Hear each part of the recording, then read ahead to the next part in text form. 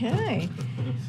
So a short while ago, as many of you saw for yourselves, President Biden convened cabinet members and agency heads from across his administration for a briefing on the 2023 Atlantic hurricane season, a meeting he has convened each year since taking office. The president was also updated on the ongoing wildfires across the nation and federal efforts to reduce wildfire risk in the United States. During the meeting, the president and his team discussed ongoing preparations for these extreme weather events, response plans for when they occur, and resources in place to help communities recover. The president thanked the brave first responders who work around the clock and put their lives on the line to keep our communities safe, and highlighted how the historic investments that are being made through his Investing in America agenda will make our communities stronger and more resilient. With that, my colleague, Admiral Kirby, is here to talk about our the support that we continue to give to Ukraine, and any other foreign policy questions that you all may have. Kirby? Afternoon, everybody. I'm just not ever going to get used to that. And I'll say good afternoon to you. No, it's not quite as enthusiastic. Maybe that's just because of me, not because of them. I think this week, as you all seen, Russia has continued to wage just a brutal, completely unprovoked war against Ukraine, launching yet more airstrikes and bombarding Ukrainian cities all across the country. In fact, in just this here month of May, Russia's launched 17 different air assaults against Kyiv, harming civilians, devastating civilian areas, hitting civilian infrastructure. Now, in response, the United States is going to continue to support Ukraine, help give them things that they need to better defend themselves. As part of all that effort, we've got an upcoming package here, which will be the 39th drawdown of equipment from the Department of Defense inventories using presidential drawdown authorities. We will use that package that we're announcing today to provide Ukraine with additional munitions for Patriot air defense systems, which Ukraine has been deploying quite effectively, as well as more Avenger air defense systems, Stinger anti-aircraft systems, and ammunition, of course, for the HIMARS, artillery, and anti-armor systems that the United States continues to provide to Ukraine. And I think, as you all saw on full display in Hiroshima, the G7, our allies and partners, stand firmly behind us in this effort, and we can continue that. We can continue to expect to see that support will continue going forward. That's it. All right. Okay. Thank you so much. Can you give us your reaction to the Chinese fighter jet that conducted what the Pentagon described as a, quote, unnecessarily aggressive maneuver over the South China Sea? What are the implications? What are the potential ramifications?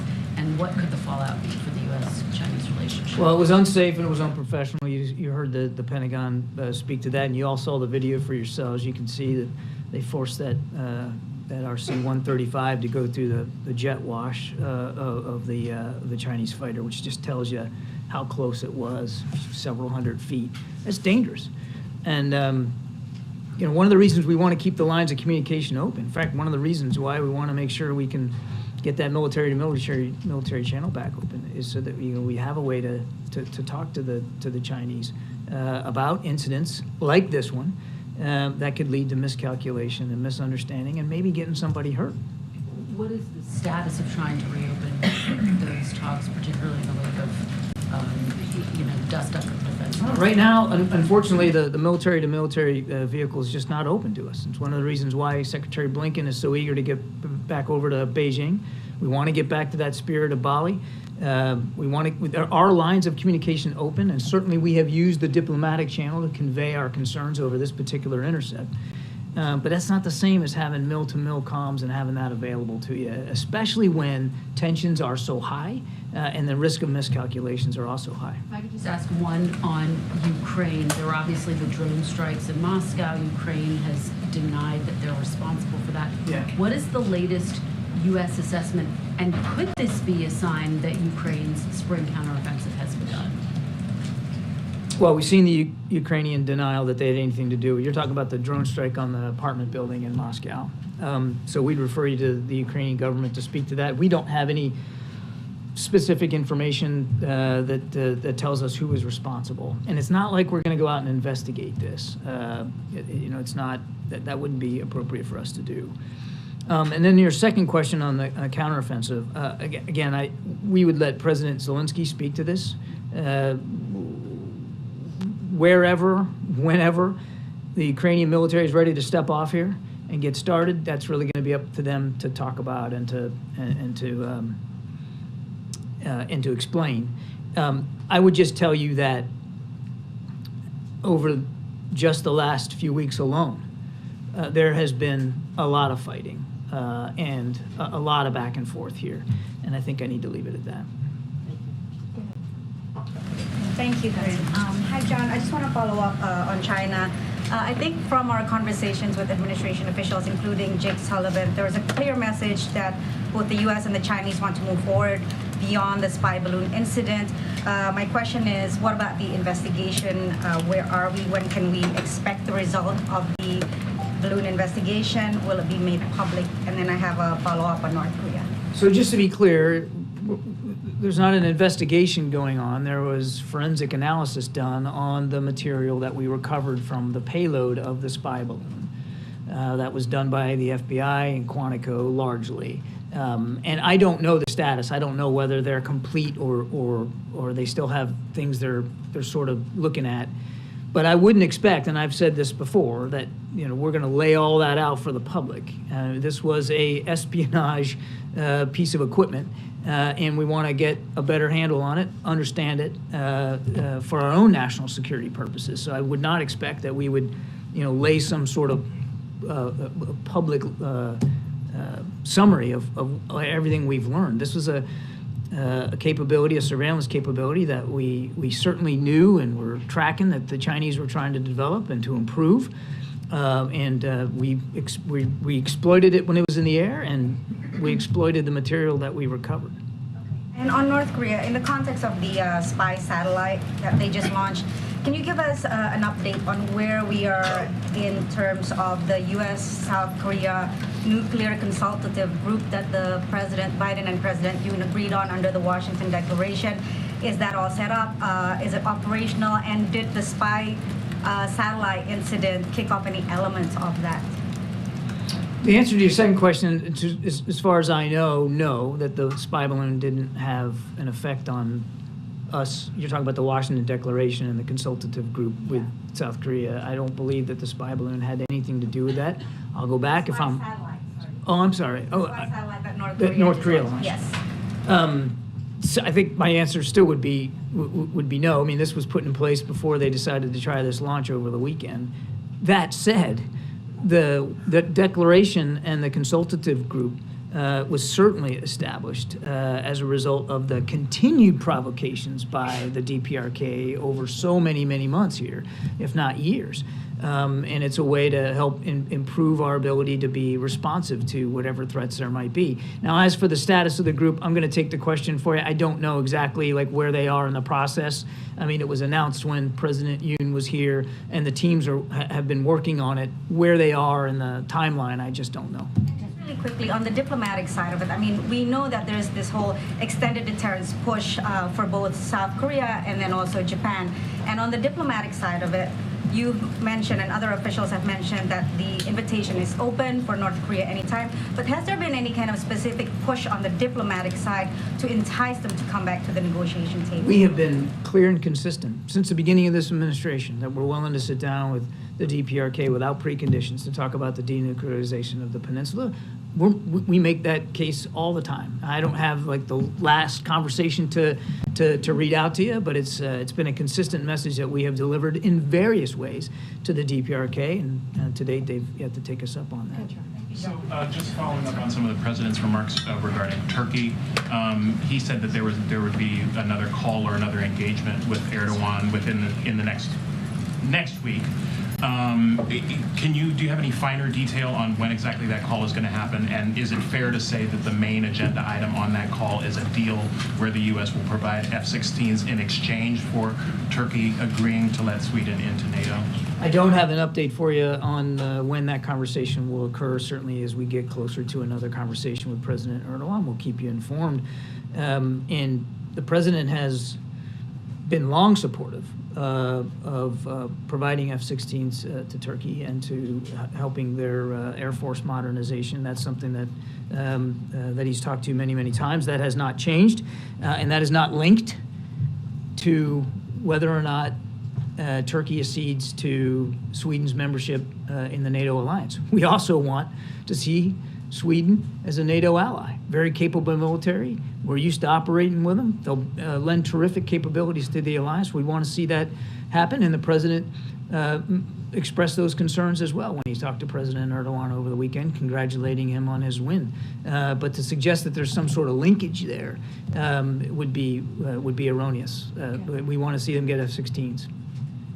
On Ukraine, can you clarify for us again the U.S. policy here? Because it says that as a general matter, Ukraine shouldn't strike inside Russia. What exactly does that mean, general matter? And does Ukraine, a country that's been under attack for more than a year, not have a legitimate right to attack its aggressor back on its own territory? We don't tell them where to strike.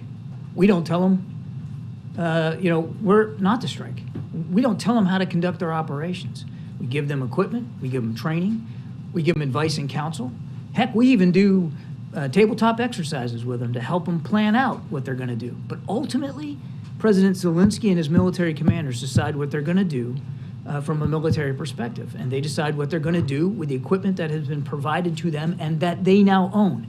All that said, we have been very clear with the Ukrainians. Privately, we've certainly been clear publicly that we do not support attacks inside Russia. And we do not enable and we do not encourage attacks inside Russia. We certainly don't want to see attacks inside Russia that are being propagated, that are being conducted using U.S. supplied equipment. And the president said recently that he has a flat assurance from Zelensky not to use the F-16s that we're providing in Russian territory. Are you confident that that assurance still stands? Yes, and we have gotten that assurances at various levels, not just from President Zelensky, but from other senior military and defense leaders in Ukraine. Thanks, John. Elon Musk and Jamie Dimon were among several U.S. business executives who've recently traveled to China. They've met with some high-level officials there. Is the administration going to reach out to them to glean what they said, given your difficulty in communicating with senior officials there? And also, is there any hope that this business-level engagement with Chinese government officials might help a thaw in the current state of U.S.-China relations? I don't know of any plans to reach out overtly, proactively to these business leaders, specifically about their trip. Certainly, if they choose to share some insights and perspectives, we'd obviously be willing to hear what they learned, but it would be really up to them to decide whether they want to do that. We're not. There's no plans that I'm aware of anyway to reach out, actively to pull that from them. We've long said that we know our two economies are interconnected and linked, and we have to figure out how best to manage that so that interconnectedness doesn't put our own national security at risk. You talked. One of the outcomes of the G7 in Hiroshima was a discussion about outbound investments and whether and to what degree certainly the United States is going to take a look at how much is being privately invested in China that could have national security implications for the United States. So that's something that we're going to have to continue to work through. Whether or not this visit is going to help us along in managing that economic competition, I think that remains to be seen. Yes, thanks, Kay. John, are you in talks currently with the Iranians? Did you send any message through the Alanis? I'm sorry, can you repeat the first part? Are you in talks with the Iranians? With Iran? Did you send message through Oman? We have multiple ways of communicating with the Iranians. I'm not really sure I understand what you're getting at. Nuclear deal. The JCPOA is just not on the agenda right now. We're not focused on that. Now, nothing's changed about the fact that we want to make sure Iran doesn't get a nuclear weapons capability. The president still believes that a diplomatic solution to that would be highly preferable, but the Iranians were not negotiating in good faith.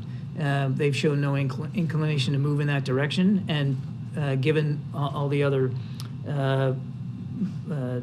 domestic strife inside Iran and the support that Iran's given to Russia and Ukraine, then we haven't prioritized talks on the JCPOA.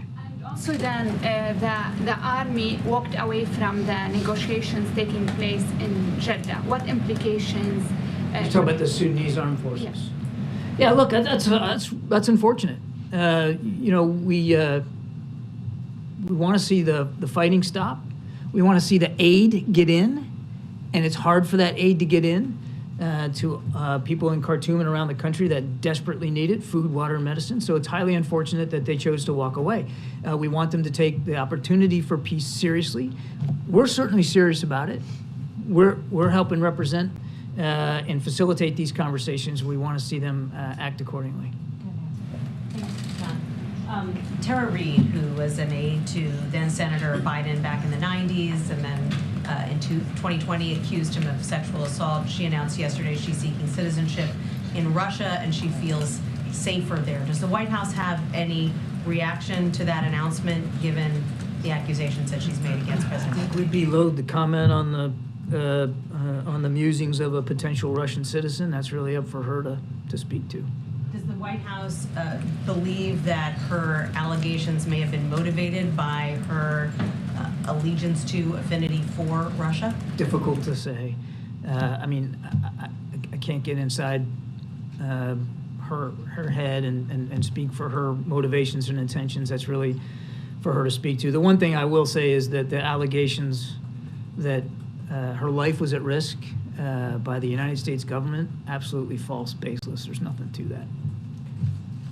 The Wall Street Journal reported yesterday about these discussions among European leaders and the Ukrainians about the potential for a Ukraine peace summit ahead of the NATO summit in Lithuania this summer. Is the White House involved in any of those talks, and is that something that President Biden would potentially attend? Well, we've been talking to the Ukrainians for many, many months now about President Zelensky's 10-point proposal for what he calls a just peace, and we're trying to work with his team to help actualize that, operationalize that, see if we can't get that moving. Obviously we support moves towards peace, but in order for any proposal, no matter who it's nominated by or put forward by, in order for it to be credible and sustainable, it's got to have the support of President Zelensky. So what we're focused on is working with our Ukrainian counterparts on operationalizing their 10-point proposal for a just peace, and we'll see where that goes. And would there be any value in holding that kind of peace summit if Russia wasn't invited and wasn't involved?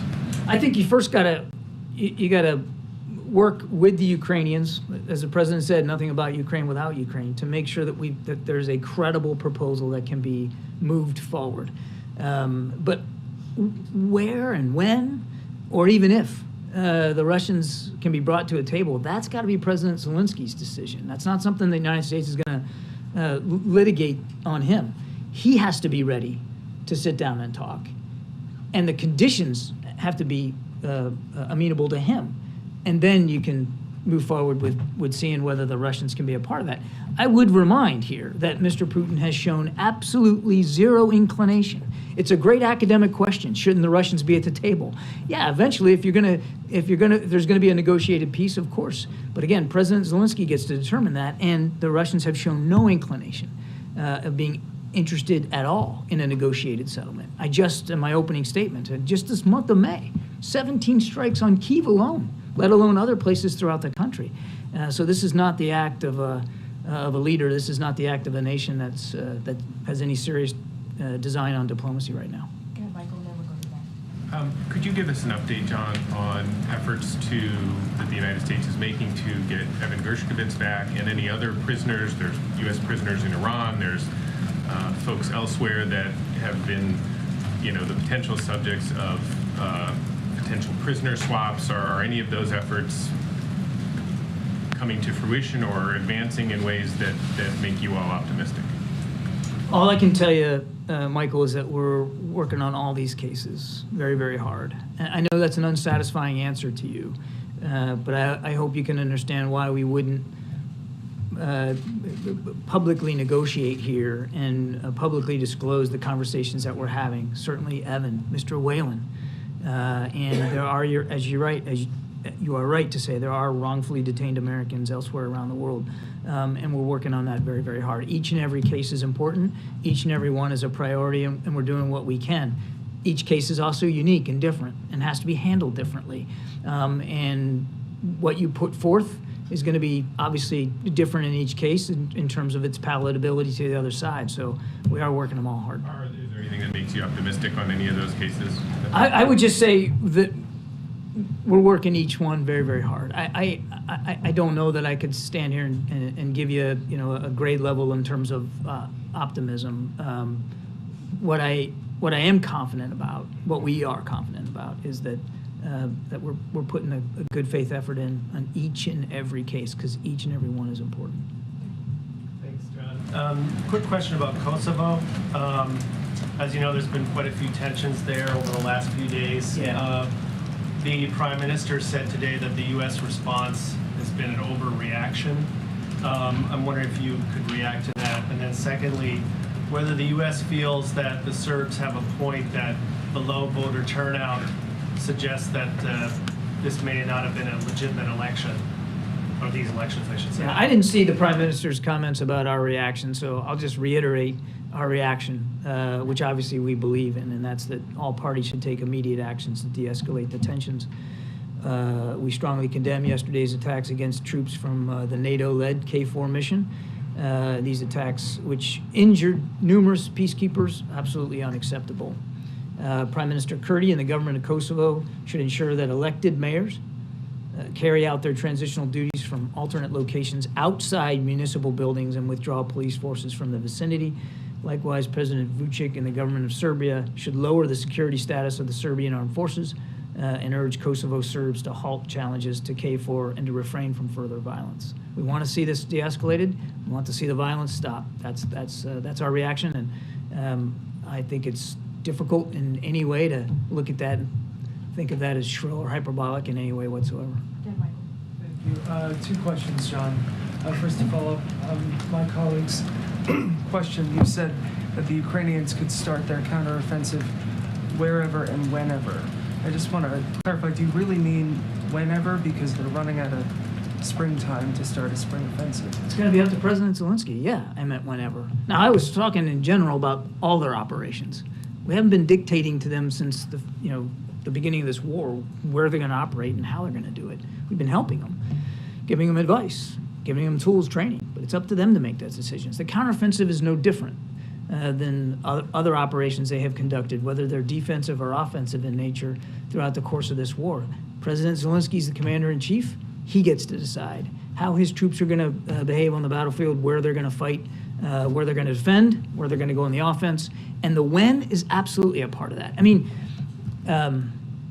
any offensive operation done by any military, the timing is crucially important. And it's also one of the things that you want to protect as much as you can, your sense of timing. And so, yes, it's absolutely up to him. And you also mentioned that the administration opposes any attacks on Russian territory, including using Ukrainian equipment. Why is that? We've spoken about this for so long. The president has had 3 main priorities here for the last 15 months. One is obviously to support Ukraine, and I just announced another package today. I think it's pretty clear that we're doing that. Number 2 is to support our NATO allies. And we have bolstered now, increased our footprint to 100,000 troops on the European continent alone, and kept them there to protect and to help to make sure we're meeting our commitments to NATO's eastern flank. And the third one is to avoid World War III. I think we can all understand that a war that has already escalated way beyond the level of violence justified. In fact, there was no violence justified against Ukraine. I think we can all agree that a war that escalates beyond that actually does suck in the West and NATO and the United States, is not only not good for our national security interest, it is not good for the Ukrainian people. It's not good for the people all across Europe. It's certainly not good for the Russian people. So we have had that as part of the thinking since the beginning. John, just on the Ukraine aid, the value is about 300. That's right. And then 300 how many million. more drawdowns do you expect before you'll have to seek additional funding from Congress? And then just lastly, how does the debt ceiling process, the struggle that we've seen, bode for getting additional Ukraine funding in the fall? So on the future draw, we've been doing one about every 2 weeks or so. And this one is consistent with the last 3 or 4 in terms of the amount and the kinds of material that's in it.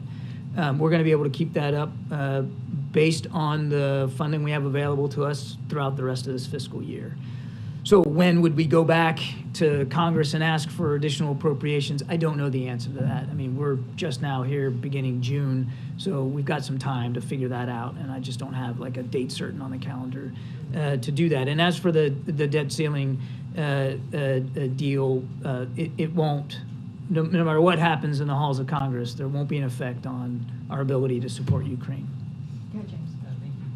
Thank you. Which James? Okay. James right here. Yes, sir. James Rosen. Thank you, Corinne. And Admiral, 2 questions. First, on Ukraine. When the American people hear you say, and they hear the President say, that the United States will support Ukraine in this conflict as long as it takes, and we further hear you and the President say that the decision-making as to how long the conflict goes on, when negotiations will be entertained, are all left up to President Zelensky, why shouldn't the American people conclude that critical decision-making about our national security, our taxpayer resources, our military, are in fact being outsourced or utterly given over to a foreign leader instead of being made by our president? These decisions are being made by certainly the Commander-in-Chief, but with full support from not only both houses of Congress, but both parties up on Capitol Hill. There's been tremendous support for that. And I think the American people are smart enough to realize that that if we just walk away from this and we just let Putin take Ukraine, which, by the way, James, he hasn't given up on as a strategic goal, then what's next?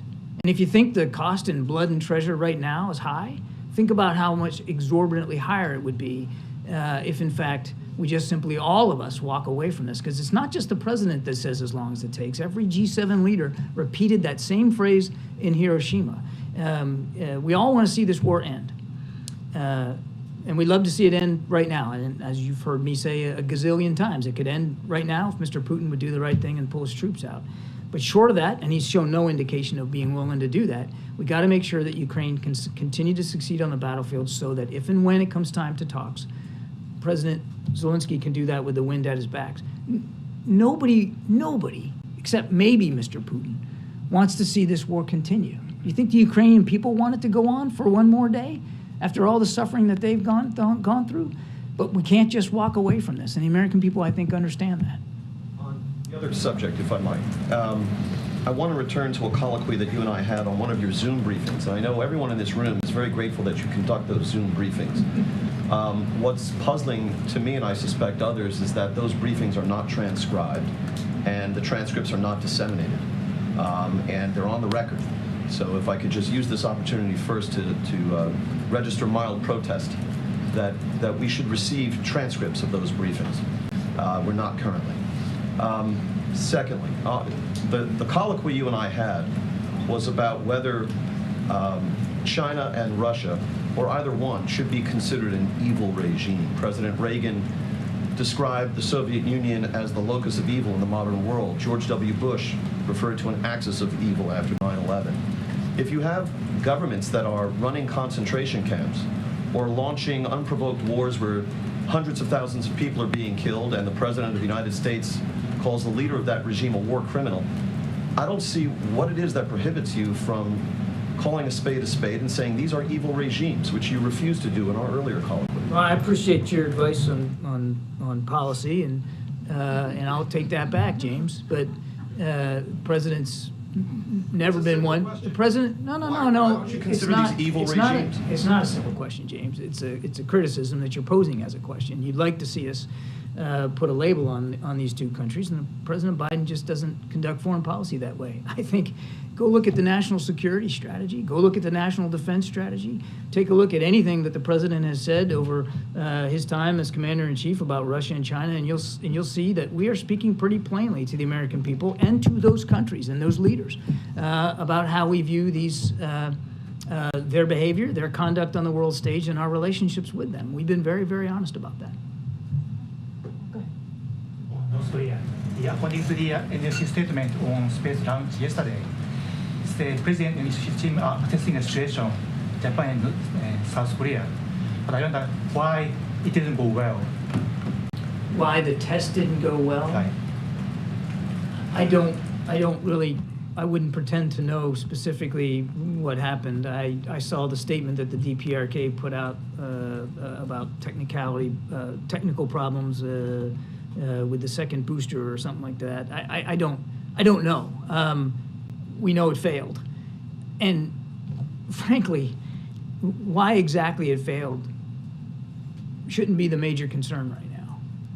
The major concern is that with each and every one of these launches, whether it fails or succeeds, Kim Jong-un and his scientists and engineers, they learn and they improve and they adapt and they continue to develop military capabilities that are a threat not only on the peninsula but to the region, which is why we're going to continue to work with allies and partners on holding Kim Jong-un and his regime accountable, and why we're going to do everything we can to make sure we have the proper military capabilities in the region, including training and readiness to deal with those threats. Thank you, John. Right over here. Thanks. I wanted to ask a follow-up about Tara Reid. Does the White House believe that Tara Reid is part of a Russian influence operation? I've seen no evidence or proof of that. She's in Russia now. Is there any thought that maybe she's in Russia because, and she was interviewed by Maria Butina, who was jailed in the United States for being a Russian agent. Is there any concern or thought that she may have been influenced by the Russian government? Again, I would let this prospective Russian citizen speak for her intentions and motivations. I mean, look, it's a matter of record that that Mr. Putin and the Russian government have tried to interfere, and actually did interfere in our elections going back as far as 2016. I mean, that's a matter of record. It should come as no surprise to anybody that that Mr. Putin would show an interest in making it hard for President Biden to win election and to try to interfere in his ability to govern as President of the United States. But whether this particular move by this particular individual is some sort of Russian information op or propaganda campaign, I just don't know. Have you seen any information that would link her to Russian information operations? I have not. I have not. Go ahead, Josh, and then we'll keep going. I wanted to circle back on Russia, John, and what you would say to Moscow's criticism that the West is effectively offering a wink and a nod to Ukraine when it comes to the drone strikes like the ones we saw in Moscow. Well, they're not going to believe anything I have to say, but I'll say it again. We have communicated privately to the Ukrainians as recently as last week or so that we don't want to see U.S. supplied equipment used to strike inside Russia, that we don't support attacks inside Russia, and that we are not going to change our policy about not enabling or encouraging those attacks. Do you feel like you need to communicate that directly to the Russians as well? We have made it clear to the Ukrainians. Certainly, we've made it clear publicly. I don't think we're going to take it upon ourselves as a burden to privately communicate that to the Russians. We have been nothing but consistent on this. And as the president has said himself, the Ukrainians, President Zelensky himself, has given us assurances that they respect those concerns. They understand them and they appreciate them and they respect them. All right, we're going to take a couple more in the back. Go ahead. Go ahead, sir. John, just wanted to ask a follow-up. The White House released a statement in February about President Lulu's visit here. Apparently, President Biden at that time accepted an invitation to go down to Brazil. Haven't heard any updates since then. Of course, since then, Brazil's president, talked to Russia. Has the U.S.-Brazilian relationship cooled? Is that why President Biden hasn't set a date to go down there? No, we're comfortable with the U.S.-Brazil relationship. Quite comfortable, as a matter of fact. Look, we're not going to agree with everything President Lula says or does. That's why you have bilateral relations, and friendly nations can disagree publicly if that's called for. But we're very comfortable in the relationship. And as for a visit, I just don't have anything on the schedule to speak to right now. To your left. Thank you, John. Last week, Microsoft and Western intelligence agencies reported a state-sponsored Chinese hacking group targeting U.S. critical infrastructure since 2021. And Microsoft described it as one of the largest Chinese cyber espionage campaigns. Do you know what has been targeted, and how does the administration plan to address this with China? No, I'm going to have to take your question. Sorry. I want to ask you about the CEOs again that are over in China for the investment conference. We saw that cyber attack she's talking about. The spy balloon that flew over. The Chinese have not implemented the intellectual property protections they said they were going to do under the Phase 1 trade deal. So this level of representation in China right now, does that send a bad message that there'll be no repercussions no matter what China does? These CEOs really should be allowed to speak for themselves and for their travel. There's never been some sort of fiat by the White House or the U.S. government that the American business executives can't travel to China and can't conduct business as they feel is appropriate. We view our relationship with China as a competition. Now, we've spent a lot of time talking about the security component of that, but there's also an economic component of that. You also heard in Hiroshima, you were there, that these G7 leaders, they have concerns about unfair trade practices, employment practices, intellectual theft, and certainly the potential risks of outbound investments in China. And they came away from Hiroshima unified about those challenges presented by the PRC and about acting again according to their own dictates. Every country's got to do it for themselves. We will do it our way to protect national security in a way commensurate with these outbound investments concerns. So, is there a timeline? Is there a timeline? Is there a timeline for when we will address what you're talking about? I don't have a timeline for that. No. Thank you. Thank you, Karin. Thank you, John. This is Mushfiq representing South Asia Perspectives. Very quick question on Bangladesh. Bangladesh government filed cases against Nobel laureate economist Professor Muhammad Yunus, who is also recipient of the Presidential Medal of Freedom. And United States announced visa restrictions just ahead of election to support free, fair, and credible election. But Bangladesh regime is filing cases, Nobel laureate, not only Professor Muhammad Yunus, all other political leaders, one after another. So what is your comment? And they are describing that piece of the restrictions announced that this is their favor, and the government, US is supporting the election which will be held under running Prime Minister Sheikh Hasina. Where is the opposition and the civil society groups demanding an election under a neutral caretaker government? So what is your comment over all this? You're going to have to let me refer you to the State Department on that one, buddy. All right, Rob. On the Chagos Islands, what representations has the administration made to the British government about talks it's holding with Mauritius over handing over the Chagos Islands? I have to refer you to the State Department on that one, too. I was not ready for Mauritius today. Are there any concerns at all about encroaching Chinese influence around You're the going to have to crucial list it. data? Owen. John, good afternoon. Thanks, Green. Good afternoon, Admiral. Two questions, one on Nicaragua, the other on Ukraine. First, Nicaragua. The dictatorship there continues its persecution of Catholics, the latest accusing the Catholic Church in Nicaragua of money laundering. Human rights defenders say that is absolute baseless. It's BS. This Daniel Ortega, has imprisoned Bishop Alvarez for decades, expelled 32 nuns from the country, confiscated church buildings, shut down media outlets. Quite simply, what is the White House message to Daniel Ortega?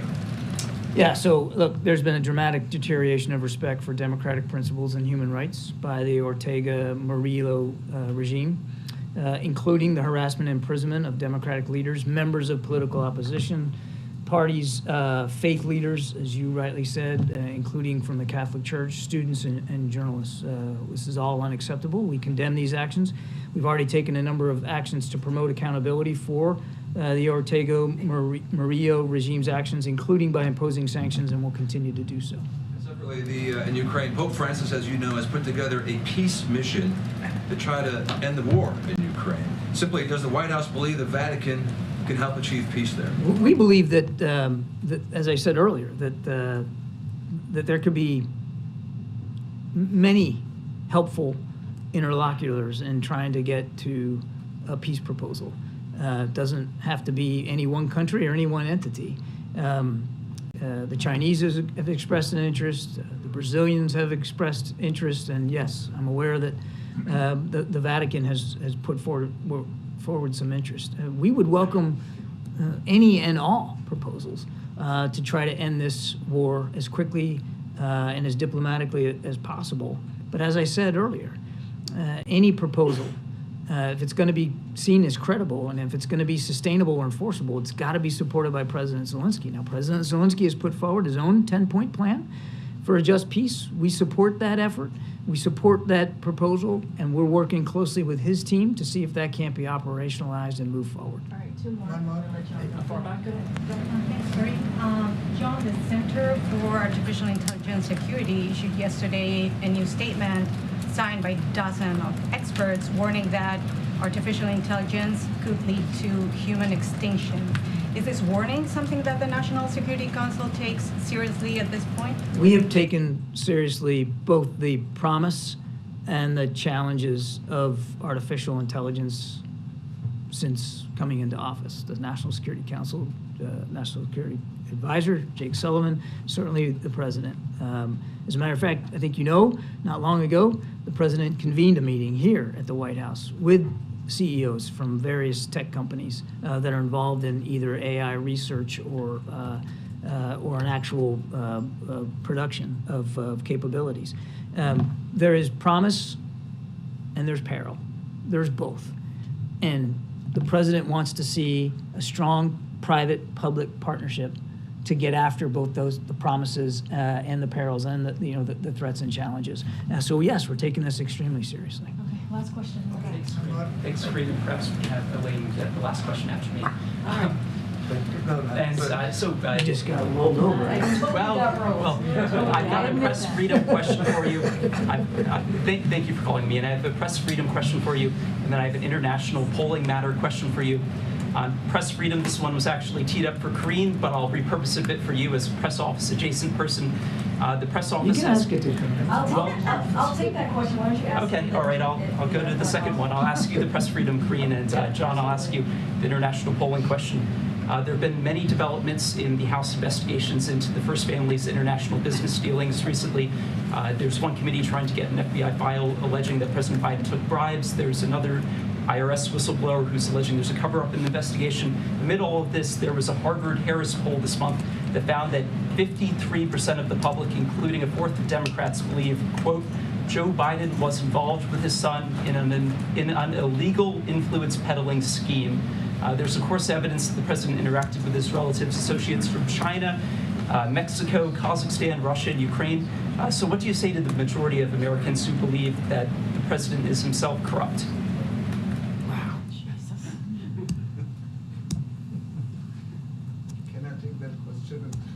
The president has spoken to this.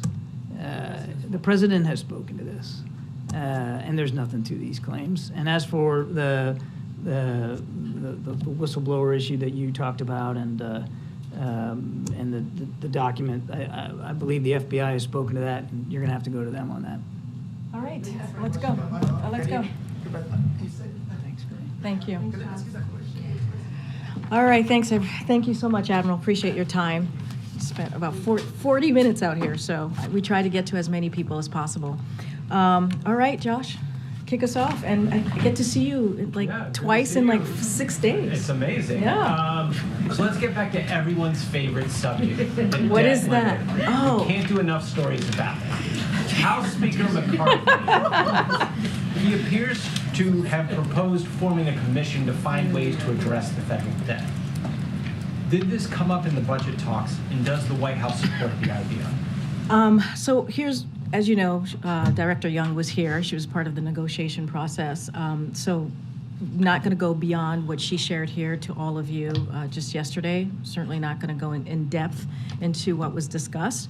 What I can say and will share is that, and you guys have heard us say this many times, we are proud of this agreement, this bipartisan, common sense agreement that we believe that should get passed out of the House and the Senate and to the President's desk. You all saw the CBO score just yesterday, where it talked about how it's going to reduce the deficit by an additional $1.2 trillion, which is incredibly important as we talk about the deficit. This is something that the President takes very seriously, $1.7 trillion that he was able to reduce the deficit in his first 2 years. So again, takes this very seriously. He thinks it's incredibly important to deal with that issue in a real way, which is why he has put policies forward, economic policies forward, that deals with the deficit in that way. I'm not going to speak to what it is the Speaker is trying to do, the commission, or whatever he is trying to put together. That is a question for him and how the path that he chooses to take. What I can speak to is what the President has done and what we hope to see in the next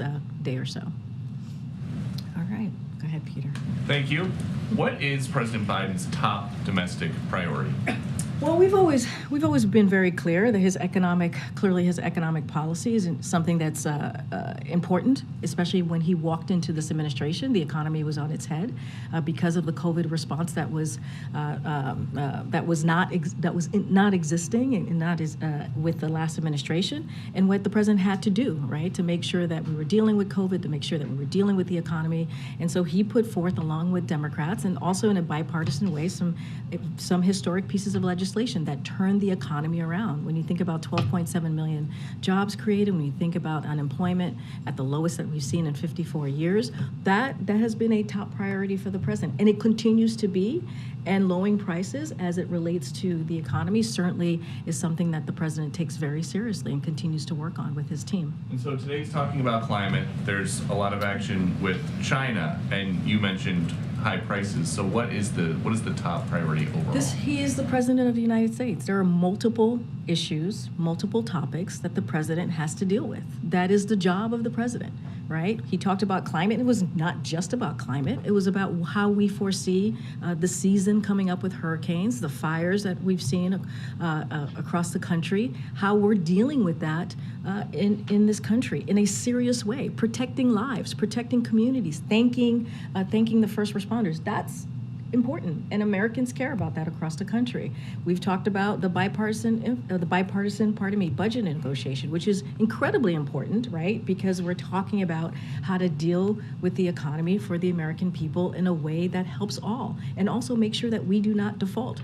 All of those things are important. All of those multiple issues are something that the president has to deal with on a daily basis. And one more, why hasn't TikTok been banned yet? Look, as you know, there's a CFIUS review. I'm going to just leave it there. It's being reviewed by that committee, and so the president thinks it's an important issue to deal with. But I just don't have anything else to add beyond that. Go ahead, Kristen. Thank you, Karine.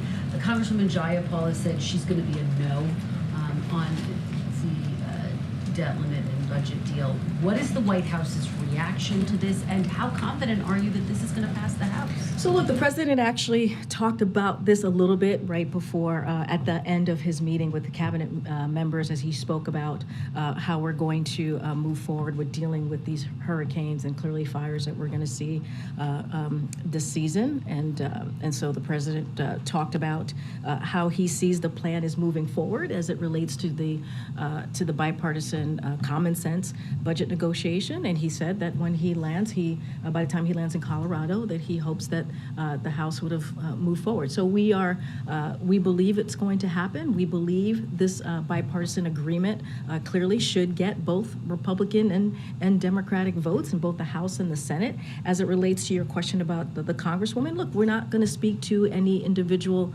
member and how they vote. What we can say is that we've had conversations with Democratic members across the ideological spectrum to talk about the bill. You know, we had Director Young here talking about what she sees her job being is giving in the information about what came out of this bipartisan agreement. Look, It prevents catastrophic default, as you've heard us say. It protects the gains that this president has made over the last 2 years as it relates to the economy. It protects programs that American families need to make ends meet. So that is how we see this process moving forward. We think it's an important piece of legislation that the president wants to see at his desk so he can sign it. And let me follow up with you on the process. The president was asked a little bit about this the other day, what his message is to skeptical Democrats. He said, talk to me.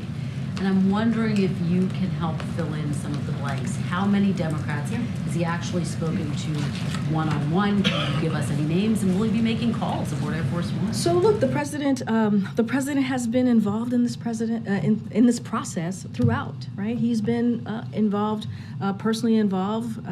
We don't read out calls, private conversations. We're very careful about that. And but it's not just him; it's his team. I'll give you a little bit of an update. I gave this rundown yesterday of what it included, the outreach that we're seeing from him and his team. More than 120 calls, one-on-one calls with members of Congress. That includes calls to all House Democratic leadership, all committee ranking members, all tri-caucus and ideological caucus chair, and all appropriation leaders. 8 briefings for the entire House caucus, including one today, as you all have been reporting, which was in person on the Hill by the key negotiators who have been closely involved with this process these past several weeks. 6 of those briefings were on energy policy, on appropriations and TANF and SNAP. We've also briefed or offered to brief each of the tri-caucuses and ideological caucuses. In addition, our policy experts as well have had numerous conversations with members on the Hill. So we have been fully engaged through today, through these last couple of days, and we're going to continue to do so. Can you give us a sense of those more than 120 calls that were made? How many of those the president made himself? So I don't have specific numbers to lay out of which of these 120 that the president made, but that's a significant amount. 120 one-on-one. These are one-on-one. Those are the 120 that I'm talking about. Calls that he and his team have made. And so the president, as you know, he was vice president. He was senator. He takes these conversations and relationships very seriously. He has relationships with members of Congress that he's had for some time now. And so that I could tell you that it will continue throughout the next couple of days. Just give us a sense, because he's going to be, as he said, he hopes he'll be landing at the time that this is passing. What is that going to look like? Will we hear from him tonight? Will he have a war room set up when he lands in case the vote hasn't passed? I know you all have said you're going to be making phone calls from here at the White House, but how's he going to stay connected to this process? So we believe that this is going to happen, get out of the House tonight. The president will have a statement this evening. In what form it would look like, certainly we will. Certainly you all will know, but you will hear from the president, whether it's a written statement or from him directly. Certainly we will let you know, but he will have something to say about the passage of this out of the House. Follow-up to that: is the president confident enough in passage in the Senate that he might spend the weekend outside of Washington, or will he stay in town this week? So don't have anything to preview on his travel this weekend. What I can say to you is that the president is confident, or he believes. He said this, his words. He believes that this is going to get out of the House. It's going to get out of the Senate. It's going to be at his desk before June 5th, and he'll get to sign it on behalf of the American people, because this is incredibly important to make sure that we do not have a catastrophic situation on our hands as it relates to the economy. This is about protecting almost 8 million jobs. This is about protecting health care. This is about protecting programs that the American people truly need and depend on. And so he believes that we're going to get this done. Is someone okay? Someone is coughing out there. Is it you? Are you okay? I don't know who it is. I don't know if they want water. Okay. All right, just checking in. Check in. Go ahead, April. Karine, I had a chance to do a compare and contrast to yesterday to today on the debt limit and SNAP. I talked to former New York Congressman Ed Towns, who was once the head of the Congressional Black Caucus, who was in the House when this happened with work requirements for welfare recipients during the Clinton years. He said it didn't work then and it won't work now. He said it's going to create pain and suffering, and he said this should have been done during the budget process versus now. What do you say to this congressman who was there, who actually was a congressman who Hakeem Jeffries filled his seat. What do you say to that congressman and others who feel that this is pain and suffering that you're eliciting on those who are the least of these in this nation? So that is not how we see this process. We believe that we protected the economic gains that this president made. If you think about the bipartisan infrastructure legislation, the Inflation Reduction Act. Now, if you look at the Inflation Reduction Act, for example, it is going to help lower costs for families. Healthcare costs is going to help our seniors when it comes to insulin. Cap that at $35. That's going to help many, many seniors in those very communities that we're talking about that truly, truly need it. Energy costs, those are incredibly important for American families across the country. Think about the CHIPS and Science Act, right? You think about the PACT Act and our veterans. This is what the president was able to do, is to protect those types of historic pieces of legislation that is going to make a difference in American lives. And not only that, is going to protect programs that hardworking Americans need, right? We were talking about potentially cutting Medicaid, which would have taken health care away from 21 million Americans. We protected that, right? So all of those things are important. Veterans Affairs, protecting that's important. When you think about creating SNAP eligibility, expansion for veterans, for homeless people, for young people coming out of foster care of all ages, is going to protect, it's going to expand that. So there are things in this budget, bipartisan budget agreement, that is so important to those everyday people, to those hardworking Americans, that is incredibly important. Look, here's the reality. When you negotiate in this way, no one's going to get everything that they want. That is just a reality of negotiating. What the president tried to do is protect the gains that he made, historic gains that he made these last 2 years, and really key core democratic values that we believe is important to American families. And that is the promise that this president made, and that's what we're hoping will move forward as we look at the House and we look at the Senate, and the president wants to get this done before June 5th. Follow up on this, though. Did the White House do a compare and contrast to yesterday, understanding Republicans had asked and received work requirements during the Clinton years? Did the administration look into that to see the successes, lessons learned, et cetera? And also to the congressman who was also the former head of oversight, the first black head of oversight and government reform, he questions, once again, what efforts, how exhaustive were the efforts to not have this in this moment instead of dealing with it in the budget, putting it in the budget discussion moment? Why now? So look, the reason where we're in this situation now, if we remember correctly, right, if we remember that March 9th, the president put forth his budget. He was very clear about how he saw the values showing the values to the American people, how we move forward with our economy. And about 6-7 weeks later, it took Republicans 6 or 7 weeks to pass their budget on April 26th. So this is a conversation that we were ready to have weeks ago. But it took some time for Republicans to put forth what their budget looks like, or what they perceive their values are, and showing that to the American people. Look, I want to go back to the workers' requirement question that you asked. I mentioned the 21 million Americans who we protected, the president was able to protect from losing their health care. There's food assistance that was at risk for nearly 1 million Americans, and it put critical support at risk for 1 million vulnerable children. That's what that's what the House Republican bill, that's what it threatened. And so these are the things that the president was able to protect. Look, again, it is important, we believe, for Americans to not lose their health care. And that's what the president was able to do.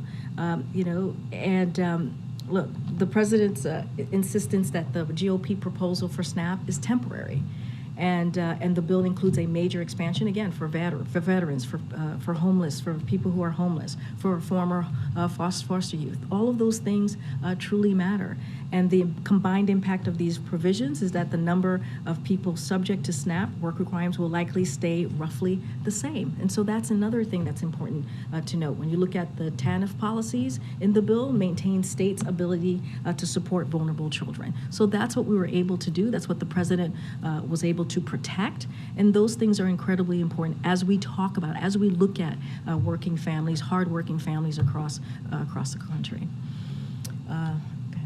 Is the president planning a signing ceremony for this if it passes, and will he invite the speaker to the White House? So I don't have any ceremonies or anything to lay out at this time. What the president wants to see, he wants to see this passed out of the House. He wants to see this passed out of the Senate so he can sign it as soon as possible. Don't have anything to lay out for you at this time. Thanks. Oh, okay, let me take one. Go ahead. Go ahead.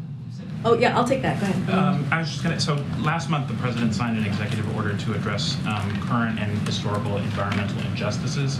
Could you describe how your support for the Mountain Valley Pipeline, which runs through 303 miles of rural, low-income, and indigenous land in Appalachia, and is opposed by a number of environmental and community groups, fits with the president's environmental justice So agenda? a couple things on that, and I'm glad you asked the question because the permitting reforms in this agreement fully preserve the bedrock protections of the Clean Water Act, of the Clean Air Act, and the National Environmental Policy Act. And it also delivers a key bipartisan priority by accelerating environmental reviews, all while protecting the full scope of those reviews. So that's really important to note. And I have some quotes here from organizations who have said said the agreement includes an important down payment. This is a quote from the American Clean Power Association: payment on much-needed reforms to improve the efficiency of the permitting process for clean energy projects. This is from Duke Energy. This legislation helps us meet our customers' demands for reliable, affordable, and increasingly clean energy by modernizing the permitting process. The Natural Resources Defense Council said, and I quote, President Biden stood up to extremist attacks on clean energy and climate investment. So we also have seen a long list of support for this agreement, and we think that's important, and it is going to protect, again, the Clean Air Act, the Clean Water Act, all critically important into what the president is trying to do moving forward. And did Kevin McCarthy put that pipeline in the deal, or did the White House? I believe, I think Director Young was asked this question. I just don't have anything more to add to speak to specifically on what was agreed or discussed. I want to be very careful with that, but what we can say again, and have been very clear on this, that we think it's important that this bipartisan, common sense piece of legislation moves forward. We think it's important for the American people. We think it's important to get this done as soon as possible, avoiding any catastrophic results to the economy. And so we're going to be very clear on that, work steadfast, and continue to having conversations. I think I was going to call on Ed, and then I'll take your question. So what happens if the debt ceiling bill comes to the president's desk next Tuesday, a day after the X date? Would the U.S. then technically be in default? So look, what we're going to focus on is getting this done. That's what we're going to focus on. We're going to focus on the House's. We believe the House is going to pass this and take this out of the House. It's going to go to the Senate. It's going to go out of the Senate. And so we believe that this is going to get done, and that's what we're going to focus on, and that's going to be our main priority. Have there been any conversations between the president and Senate Majority Leader Schumer to try and speed it up in the Senate?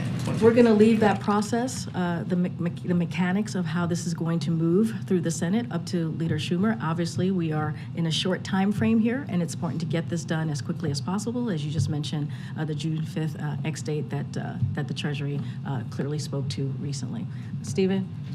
The White House press office, your office, continues to pre-screen reporters allowed into large indoor events that formerly, under past presidents, were open to all journalists.